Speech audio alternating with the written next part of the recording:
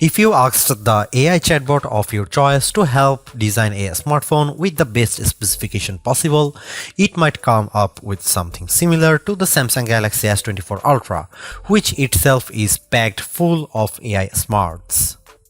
After all, there's very little missing from the top Galaxy model, with everything from a stylus to the very latest processor included. Does this mean you shouldn't think twice about buying it? Let's find out. The Galaxy S23 Ultra was our overall best camera phone of last year, so rumors that Samsung would be dropping the optical zoom from 10x to 5x set off a flurry of concern. The 10x zoom was the standout feature on the Galaxy S23 Ultra. Aside from the 200 megapixel sensor, the two zoom lenses, the 100x digital astrophotography, the AI image enhancements, and everything else the phone could do. Still, it's odd for Samsung to take a step backwards, especially where specs are concerned. Let's start with the Galaxy S24 Ultra's 5x zoom lens. Samsung has not taken a step backwards, more a step sideways. The Galaxy S24 Ultra still has the best zoom camera you can find on a smartphone. It's better than the Galaxy S23 Ultra's 10x zoom, and it's much better than the 5x zoom you will find on the iPhone 15 Pro Max most of the time, like when you are really using the zoom to its full extent. When you zoom in to 10x or even 100x, the Galaxy S24 Ultra produces images with better color and much better dynamic range than the Galaxy S23 Ultra. Where the older camera made images look flat, you will see more depth and shadow with the Galaxy S24 Ultra.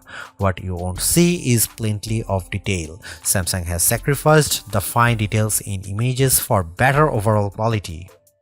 It's good trade. Those 10x and 100x zoom images from the S23 Ultra look terrible. Sure, you could make out some details, but they are mixed with noise and blur like a virtual chopped salad. On the Galaxy S24 Ultra, you won't see as much, but you will be happier sharing those photos because they actually look like good pictures rather than police evidence. Check out some camera sample from Galaxy S24 Ultra and some comparison between Galaxy S24 Ultra, S23 Ultra or iPhone 15 Pro Max.